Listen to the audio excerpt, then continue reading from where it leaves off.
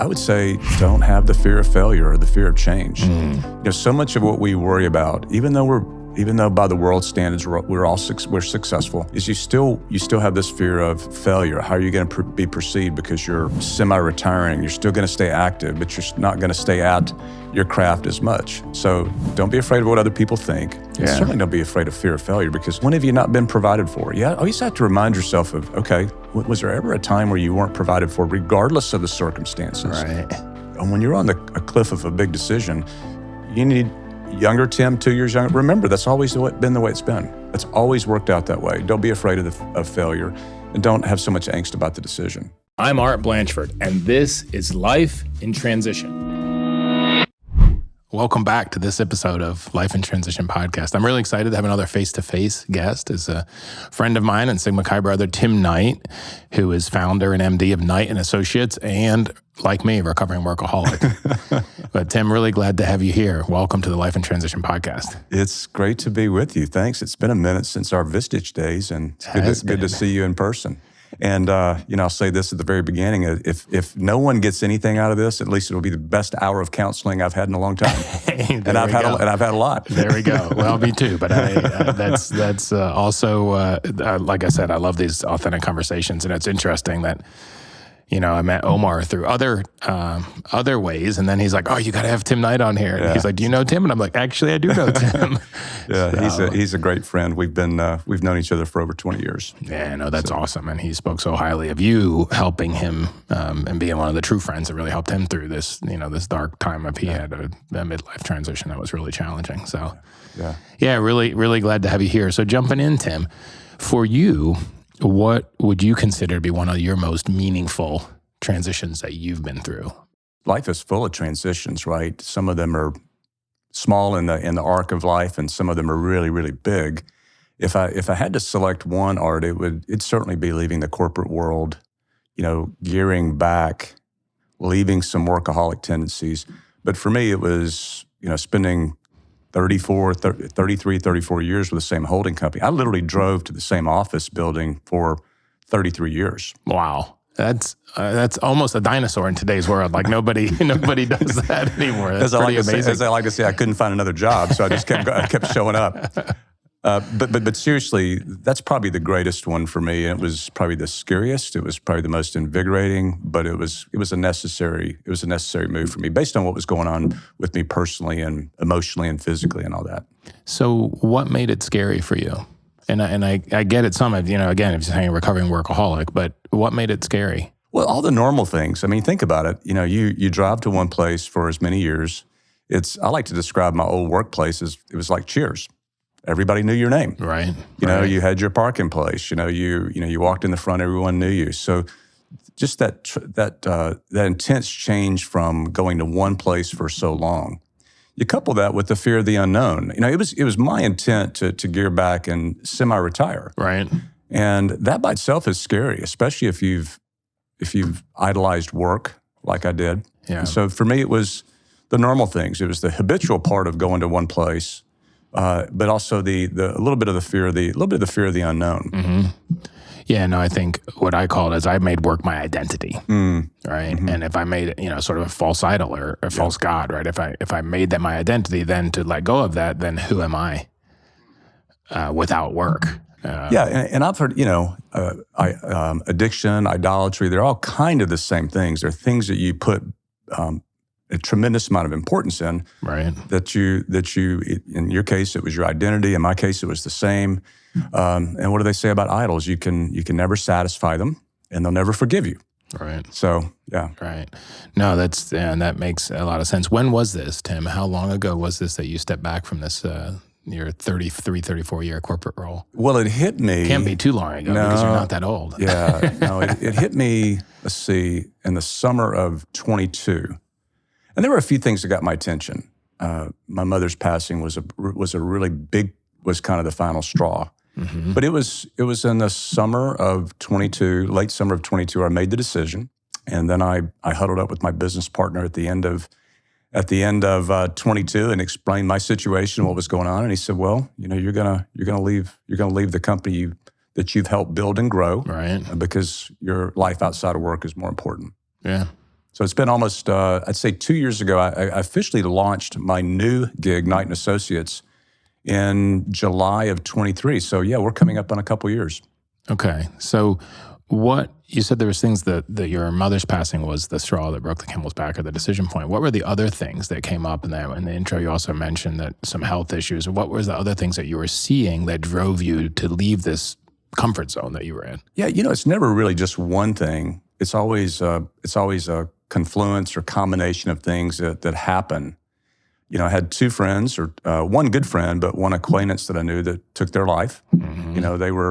They were around my age, and it wasn't because of material want or pressures, but it was depression. Mm-hmm. And so on the surface, both of these men had all that life could offer, but that really got my attention.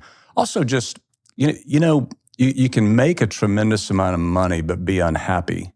And I found my workaholism was causing other addictions.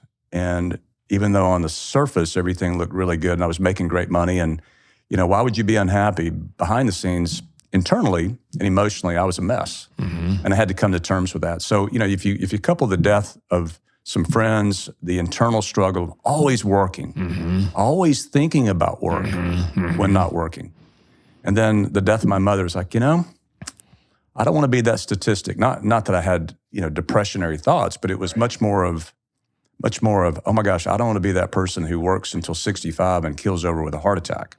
Right. So it was a combination of things that caused me to make the decision. My mother's passing was really the straw that broke the camel's back.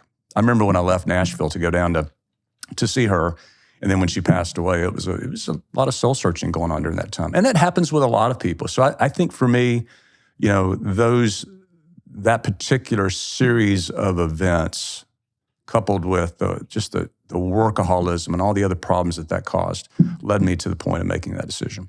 Yeah, no, that makes sense. I mean, I wonder if your acquaintance is somebody that I also know of that's in your neighborhood or was in your neighborhood, and I recognize that if we, anything that we make an idol, like you said, it can't solve the problems that we think, and it's easy. One of the things I realized when I checked all the boxes that I thought I would be happy all the time if I checked these boxes, it was much harder to take than before I had checked those boxes. Mm-hmm. Yeah. Because before I had checked those boxes, before I was making X amount of money or had 2.3 kids or had the right car or whatever, I always thought, well, if I have that, then I'll be happy. So there was this kind of hope, like it's a false equation, but this if-then equation that most of us live in. Yeah. Right. If I have this or if I do that, then I'll be happy. Once I had done all those things or had all those things, it was much darker for me. And I can imagine with your acquaintance I can imagine only, but that's what it's like. You do everything possible. Health, church, right cars, business, mentoring people. You do everything that you think that's in the equation. And you still aren't. And yet you still feel like you're empty. Here's another thing I found that's interesting.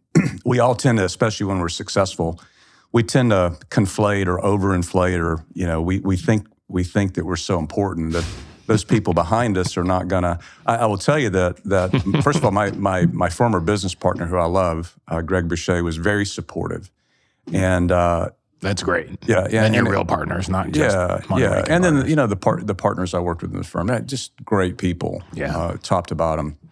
So I'm very proud of what we accomplished when I was there, and it allowed me to be able to do the things I'm doing now. I will say that's interesting. When you leave something behind, you oftentimes worry if it's going to thrive. Mm-hmm. They do so much better when you're gone. That's part of my ego and my pride going, I hope it works out. Well, here's the thing is everybody steps up and it does work out. And to me, it's a healthier organism. It's a healthier organization when a key leader leaves and everybody kind of pitches in. And so I'm really proud of what the firm has done and how the leaders and the partners have stepped up. So anyway. That's level 5 leadership, right? So if an organization that you lead can run better after you are gone, that's the highest level of leadership. Yeah. So you can give yourself a little bit of pat on the back for that as well. But I think it is really true. Like as we mature, we come to different phases in life, and we need to do things differently. And if we cling to the way of doing from the past, the drive hard, workaholism. I can make everything happen myself. Arthur Brooks calls it the fluid intelligence. If we cling to that way of working, two things happen. We stunt everybody else, and we become miserable ourselves.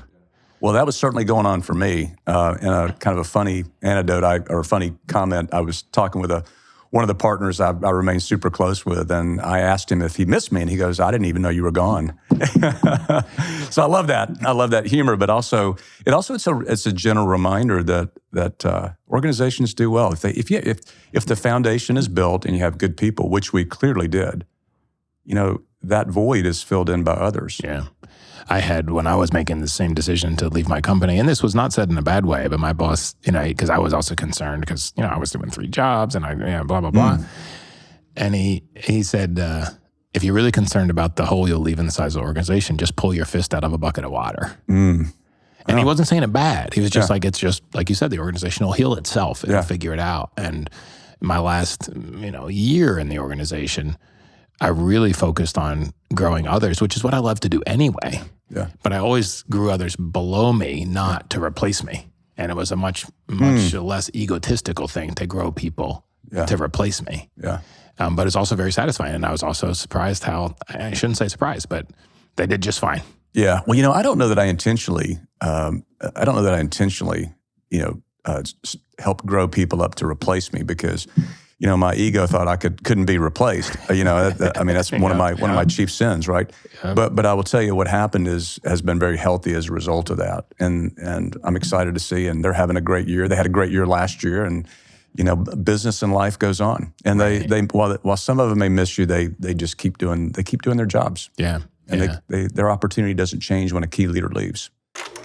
This episode of the Life in Transition podcast is brought to you by Midlife Transition Mastery. If you have reached midlife and you are successful, you have checked all the boxes, you've done everything you thought you should do, and especially pleasing everybody else, doing what you think everyone else needs you to do, but you still feel like something's missing, like you're coming up empty, feeling alone, feeling misguided or lost, Midlife Transition Mastery Explorer community is for you. Here we will build authentic community. We will learn about the 8 steps to mastering midlife transition, and we will learn and execute living life with no regrets in our second half. Please check out the community on lifeintransition.online/MLTM, Midlife Transition Mastery. And I look forward to seeing you around the fire in this community. How has your opinion, your focus on what life is about changed since you left your job? Like if it was work before then, where is it now? And what are you seeing? What are you learning? Yeah, boy, there are a lot of ways to answer that. You came at me from 3 different ways. I would say the focus on the simplicity of life and the things that really matter. They're a byproduct of making that decision. I read a book during this transition called The Ruthless Elimination of Hurry. I know it well. Yeah. And boy, you talk about convicting, because the five S's that the author spoke about, man, I was completely out of line. Solace, silence, Sabbath, slowing, simplifying. And as I read those chapters, I'm not doing any of these things. Right. So for me, I think it's caused me to put work in its proper lane. How would you define that, a proper lane? I think it's different for everyone. Sure. As a person who had, and I'm thankful for this, had financial freedom when I left, to now have time freedom to be able to structure my day in a way that worked for me. This doesn't always work for everyone. So sometimes when people make transitions, they have to continue working the 8 to 5, 9 to 5, whatever the world's like. But for me, it's like, okay, since I'm too young to not work, what can I do during my days? How much work can I take on? Should I take on to remain balanced and healthy? That might mean 2 hours for some. It might mean 8 hours for others. But for me, it was putting a proper lane around work, which is I have a certain number of hours I work each day, and then I devote the other buckets of time to the things that I think are really important, whether it's my relationships, it's relationships with my friends, physical life, emotional life. I have read more since I've left. Used to be a voracious reader, and then I quit. Right. So devoting time. So for me, putting work in its proper lane is just a certain schedule that I just choose to work. It could vary from person to person. And how do you, and that's part of it is the time, but how do you see it? We talked earlier about identity, being your identity or being an idol. How has it shifted from that perspective as well? Like if you mentioned, okay, I'm now making time for relationships, both marital, family, and friends, making more time for health, I'll put it as spiritual growth, reading, and so forth. How has your feeling of your relationship to work changed in the sense of, do you still feel like it's the main thing that you're about, or really have you been able to let go of it, or is it creeping back now that you're a couple years into it? Well, it's a heady question, and it's one that I you're never going to get it perfect. But sure. I will tell you, it took about 6 months for me. I mean, I was like I am an addict, but I was like a drug addict trying to get. I mean, it just took 6 months of detox. Right. So for me, it's just having my work is not my identity. Yeah. My net worth is not how much I bring in revenue is not, but it's about the total thing. It's about the total picture of life that's important. So for me, it's just focusing on that. And I will tell you that whereas work was my idol, what people thought, how did I perform? What was the next accomplishment? Were we meeting budget? Were we meeting goals? I don't focus on those things. Now goals are important. Sure. You're just not going to stop, but not making that my true sense of identity or my idol. Right. Right. No, that makes sense. I think about goals. Like I do a lot of physical stuff, and I think about how I used to even turn adventures into work by having concrete goals and checking the watch every minute and not experiencing, even in the middle of a race, I wouldn't be experiencing the race. I'd be in my head calculating, looking at my watch and calculating where am I going to finish? Projecting to the goal. Yeah, and you enjoy being outside. So just instead of focusing on those metrics, focusing on the beauty, God's creation. Exactly. What's going on around me, the sounds that are going on around me. There was a time when when I'd even go out for a run, I would always have my phone with me, and I'd always talk on the phone. Right. Yeah. I'd talk on the phone while I'm running. People go, "What are you doing?" And I'm trying to get caught up on the day. Well, now, listening to something I enjoy doing, or just listening to the birds, or enjoying it's that focus of, it's not all about work. Yeah. It's about everything else. It's really interesting. Like I did a couple of months ago, I did a multitasking detox for a week. And there's an episode, I don't remember which episode it is, I just released on the podcast about it. But one of the things I took away from that is now when I head out for a run, which I do almost every single morning, for the first 15 minutes, there's nothing in my ears. I'm not talking to anybody. That's great. Just, I did it for 1 week with I go for a 3-hour run with no phone. Yeah. Right. But it's really, it's those simpler things. One of the things that I learned in Workaholics Anonymous, and I do every day now, daily inventory. And one of the things that I do is, mine is 1 glitch, 4 goods, 5 gratitudes. And when I think about the 4 goods, they're often like, I fixed a great meal for my family for dinner. Yeah. And I never realized how much I love to cook. I mean, I never took time for it. That's awesome. I not only love to cook, but I love to feed and to host, right, in that way. So it's simple things like that now for me that often make my good list. And there's some things too. Hey, I got a great podcast, or I had a great coaching session. That's also fine, but it's only part of it. Whereas before that would have been, I also changed, like for my glitch, I'm not allowed to say a glitch is that I didn't get something done that I had on my list. Yeah. Because that used to be my first thing. Oh, I didn't do this 26th thing on my list that I had today, and that was my glitch. Now it's where did I demonstrate a behavior that I don't want to have? Yeah. Well, if one of your unique abilities that you love hosting, what's for dinner tonight? Come on over. It's here. No. But it is interesting to see those smaller things. Now, I appreciate that. If you look back on this time, it's only been a couple years, and I love also what you said about the 6 months of detoxing. Yeah. Is there anything you would tell yourself to do differently? Like looking back from the perspective that you have now, is there anything that you would tell your 2-year younger self as you're stepping out, or maybe even your 10-year younger self, if it has to do with the timing that you would step out of it? I think the 2 years the proper one, because you're on the cliff of a big decision, a necessary decision for your health and your emotional well-being and the health of your family and so on. I would say, looking back, don't don't have the fear of failure or the fear of change. So much of what we worry about, even though by the world standards we're successful, is you still have this fear of failure. How are you going to be perceived because you're semi-retiring? You're still going to stay active, but you're not going to stay at your craft as much. So don't be afraid of what other people think. And certainly don't be afraid of fear of failure, because when have you not been provided for? You always have to remind yourself of, okay, was there ever a time where you weren't provided for regardless of the circumstances? Right. And that could be kind of a spiritual thing. As a believer, you go, okay, God has always directed, has always provided. But when you're on a cliff of a big decision, you need younger Tim, 2 years younger. Remember, that's always been the way it's been. Right. That's always worked out that way. Don't be afraid of failure, and don't have so much angst about the decision. Yeah. No, I think that's beautiful. And the third thing you said about not fearing what other people think, I mean, that's, oh, wow. That's a huge one. And it's so liberating to get past that. Yeah. Right. And I don't know that we ever get, like anything, I don't think you ever get 100% past it. But what's interesting, Art, about that is that we spend, and this is a pride and ego thing, we spend so much time worrying about what other people think. They're not thinking about us anyway. They're worried about what we're thinking. Yeah, or they're caught up in their careers and their lives, and it's so Absolutely. true. Yeah, don't get me wrong. It's kind of back to my quip earlier about my dear friend Brian, who said we've completely forgotten about you. There is some truth to that? That hey, look, we have to get up and go do our thing every day, and feed our families, meet our bills, meet our goals. So it's that vanity and ego thinking that people are worried about you. They do love you. Right. And they don't forget you totally, but they're about what they're doing too. Right. So. No, absolutely. And so it's not, us stressing about what other people think we're the only one having that stress, right? That's right. They're not worried about it. I know when I published this blog for a while on LinkedIn called the Friday Reflections.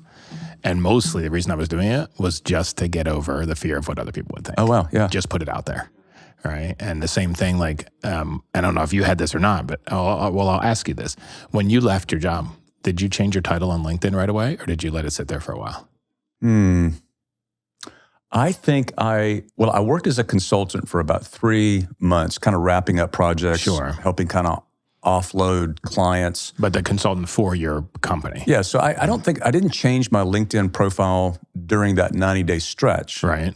So if you follow me, I left officially off the payroll in, I think it was March, so Q1 of that year, Q1 of 23, stayed on. So I didn't change my profile until July 1 of 23. And that's when I said, Knight & Associates. Very clever name, I know. I had to pay incredibly original. Yeah, I had to pay a consulting firm $25,000 to come up with it, but hey, it works. But no, I didn't change my profile, and it was because I wanted to also, even though my clients and my employees and my partners and everyone knew I was leaving, there was a little bit of a transition. Mm-hmm, sure. You didn't want to create too much of a wake or worry for the things that you were wrapping up. So to answer your question with a story is that I didn't change it until I flipped over to Knight & Associates. Okay, and then you went right to that one, even though you took 6 months off afterward. Yeah, I would say that I didn't take 6 months completely off. It took me 6 months to kind of break some of the old habits that I'd had about workaholism. Right. I still did search work the back half that year, albeit in a totally different gear. Right. Went to the beach earlier, spent 6 months at the beach. Nice. And took in business that made sense. Right. No, that's beautiful. I remember stressing a lot because I was thinking, well, I'll just not put any title. Because I had no plan when I left, right? I was like, I had a plan. I'm going to take 6 months off, and then I'm going to start working on a plan. I remember that. Yeah, you and I were discussing. That's when I was in Vistage, right? I really appreciate you and a lot of other people's inputs on that at the time. But it really, I was like, I'll just take my title out because I'm done with this company, and I don't, and LinkedIn doesn't let you do that. You have to have something in there. You have to have a beginning and an end. So my transition was probably a little bit easier than yours in that regard because I was working still, wrapping things up with my current assignment, and then it just made it easy to flip over. But yeah, I remember. I can't remember how you titled your sabbatical. I just put human being. Oh yeah, I left human being in there for like 6 months, right? But it was a big ego thing to let go of that, right? And to let it be, and tied into that on LinkedIn. So, How has this transition or this letting go of work as your identity, how has it affected these other areas that you mentioned? How has it affected your relationships? How has it affected your health and your in all four dimensions, even when we talk about health, not just physical, mental, emotional, spiritual as well? Yeah. Probably one of the best compliments or one of the things I felt the most about is being around my kids and my children noticing a difference in my countenance, about my attitude, about little things not setting me off, And now, granted, I also have grown kids, and they're not around very much. But when they are around, they notice a real difference. And to me, that's a primary blessing. Obviously, I don't have I don't have my wife wondering where I am when I'm sitting right across from her at the dinner table. I can remember times when, before I transitioned, she would say, "Where are you?" Or she would ask the question, "Where are you?" You're sitting there, but she would ask where you really are. Yeah, where are you? What are you thinking? Where are you right now? Yeah, and it was asked more than once. Sure.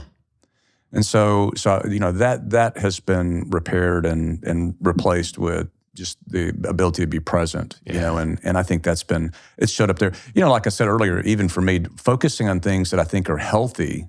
I'd always been kind of a runner and a workout person, more so a runner. Golfed when I could. Now I'm able to spend time focusing there, but I'm also able to spend more time reading, which I'd forgotten how much I enjoyed, knocking out 3 or 4 books a month. Right. So those areas, life is it's not just work. It's relational, it's physical, it's spiritual, it's, intellectual. And I felt like being out of kilter in all of those areas, except certainly work, caused those other areas to suffer. Now I'm a little bit more, I hate to use the word balance because that's an overused word. I don't really like that word either, but where you can flow through each of these different areas of your life. Yeah. And that to me makes, if I'm spending more time, alone in silence, which I'm an early riser, I do that. I find that makes when I am working, makes that time better. Or it makes my time when I go out to dinner with Deb better. It makes my time when I'm out running better. Right.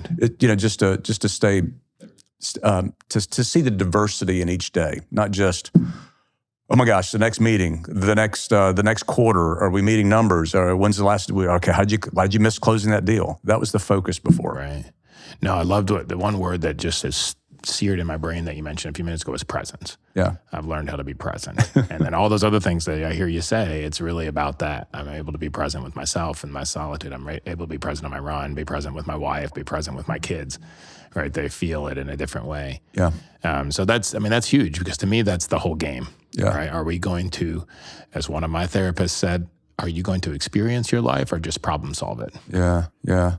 Well, and here's the other thing too, and we have to, as we get to be middle-aged men, and I'm older than you, young man, I'm 60, you get to a point where you go, okay, this thing, we all know that we're going to die at some point, and you see people around you experiencing that demise, or that, some sooner than we think they should have, but that happens. And you realize that, okay, life is super, super precious, and it's super, super short. Yeah. And I can work all the way up until the time I pass, or I can try to gear back and enjoy. Right. And I'm very blessed that we're able to do that. This episode of the Life in Transition podcast is brought to you by Transition Mastery Coaching. If you have made it to midlife and you're successful and you are going through transitions in your life, in your business, in your career, or in your organization, and you are looking to master those transitions, to make the most of them, to accelerate into the next phase of your organization or your life. If you're facing challenges in your business, challenges in your relationship, challenges in your health, and you really want to transition those quickly, I'm here to guide you for that. And I look forward to working with you. And you can sign up for either Pinnacle Transition Coaching or Summit. Please go to lifeintransition.online/MLTM and scroll to see the Summit and Pinnacle coaching, or reach out to me directly on my email, art@artblanchford.com. And I look forward to connecting with you and helping you to accelerate your transitions to achieve what it is that you want to achieve in the second half in your organization and in your life, so you can live your whole life with no regrets.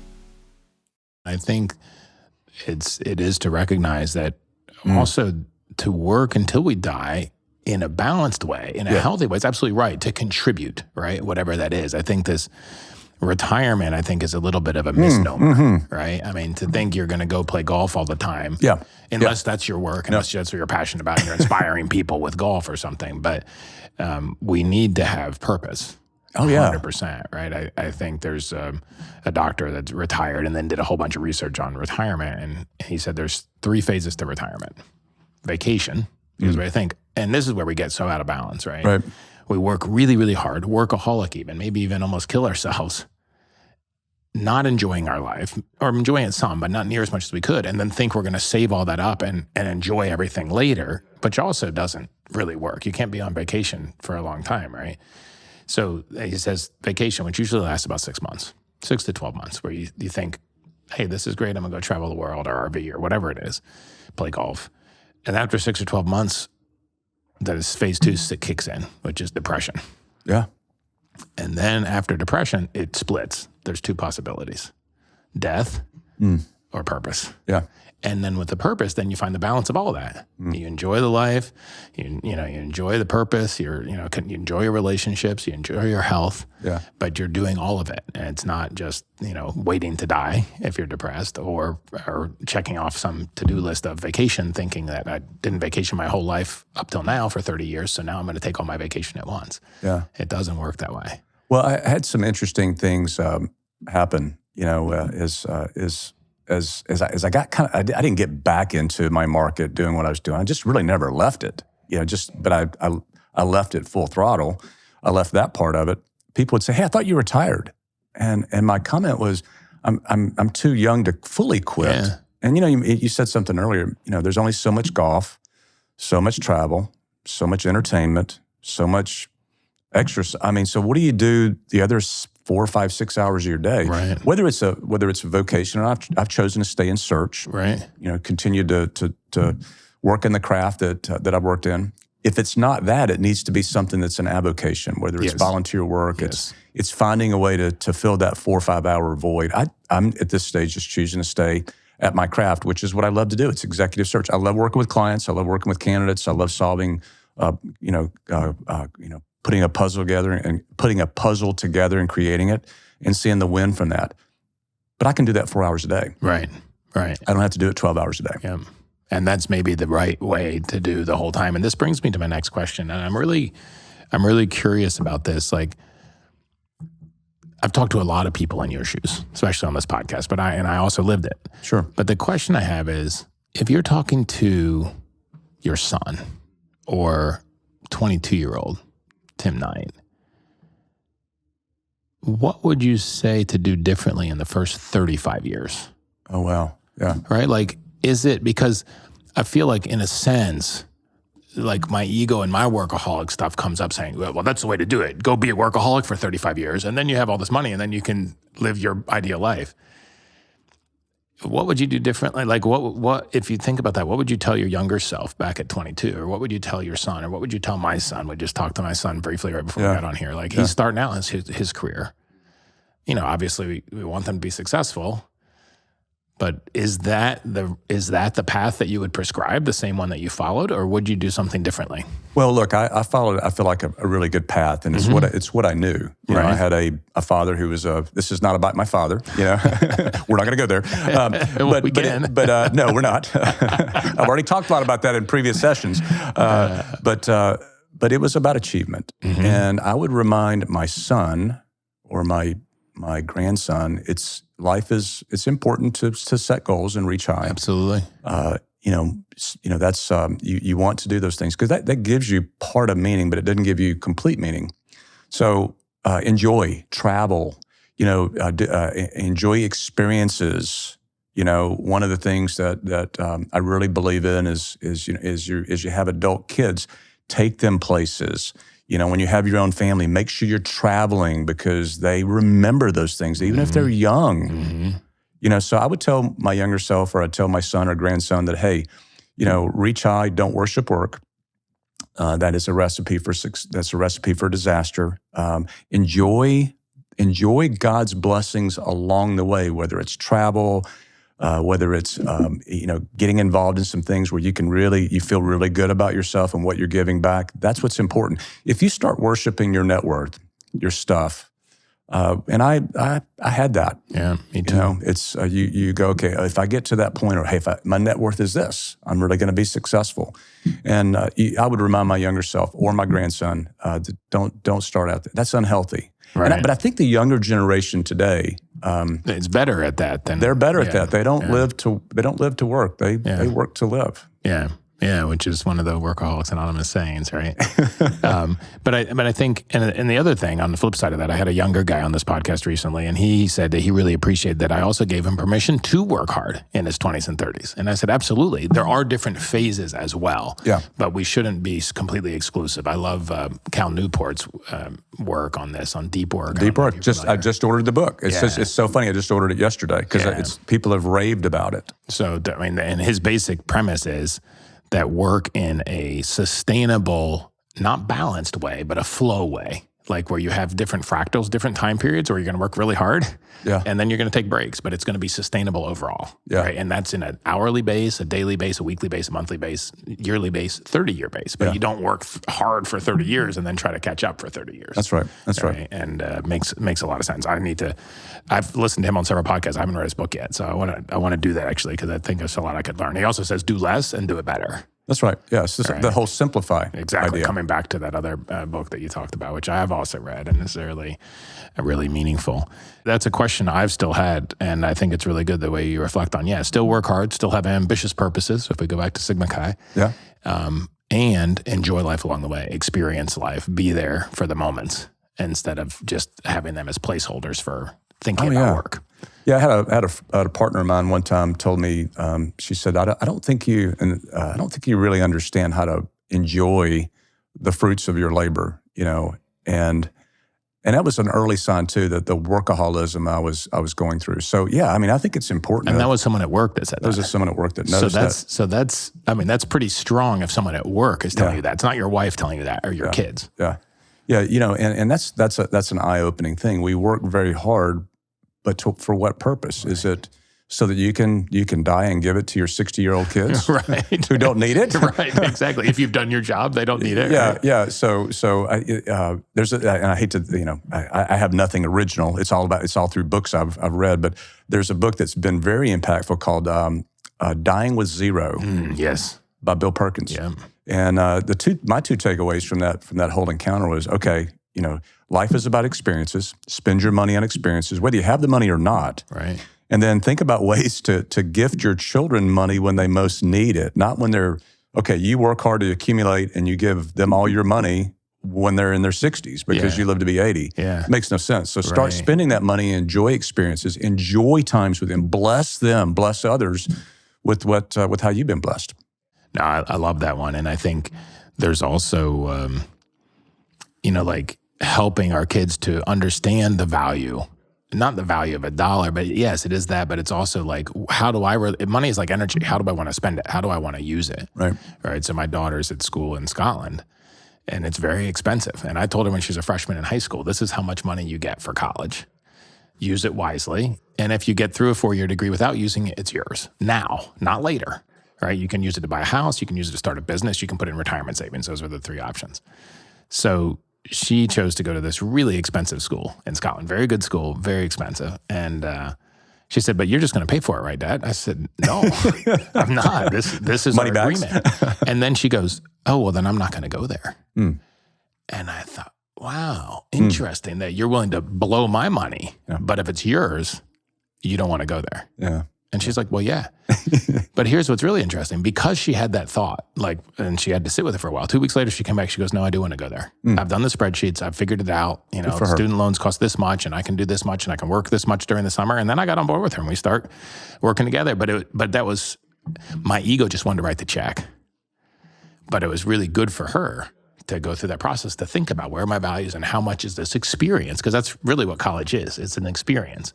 And going to school in Scotland is a different experience than going to school in Knoxville. Sure.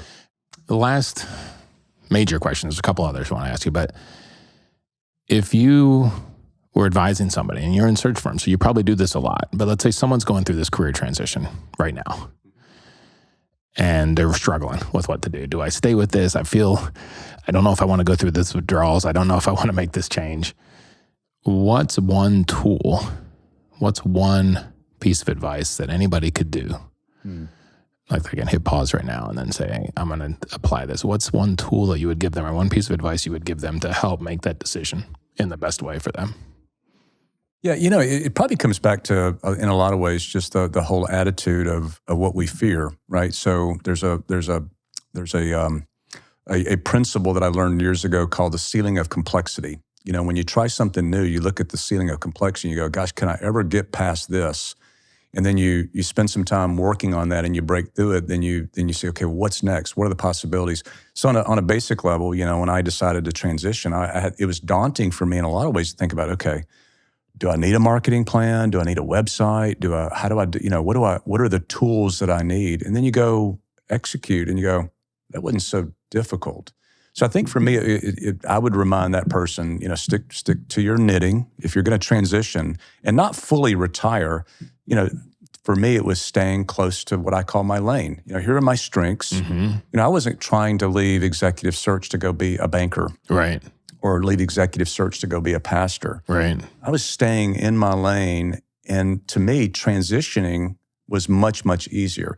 And then along the way, I had to make certain decisions. I go, okay, how do I do this? How do I do this?